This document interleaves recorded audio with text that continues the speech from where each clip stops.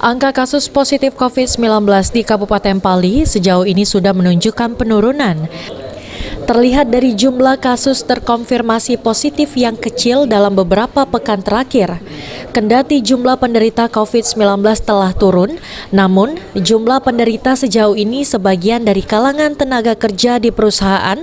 Oleh sebab itu, Satgas Penanggulangan COVID-19 meminta semua perusahaan yang ada di Kabupaten Pali untuk memperketat protokol kesehatan di lingkungan kerjanya dengan menerapkan 3M, yaitu menjaga jarak, memakai masker, dan mencuci tangan. Kendati sejauh ini tidak ada klaster perusahaan.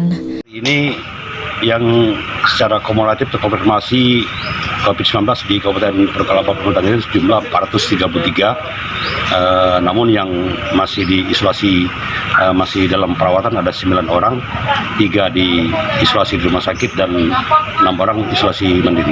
Ada penambahan ya? Ya, jadi ada penambahan dari pihak perusahaan. Maka pada hari ini kami menyurati perusahaan-perusahaan untuk tetap menghimbau karyawannya agar tidak keluar masuk Pali, untuk mengatur jadwal dalam operasional keluar Pali dan tetap melakukan protokol kesehatan di tempat masing-masing.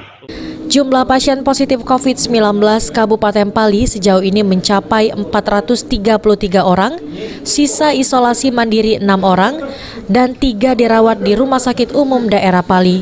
Aji, Pal TV.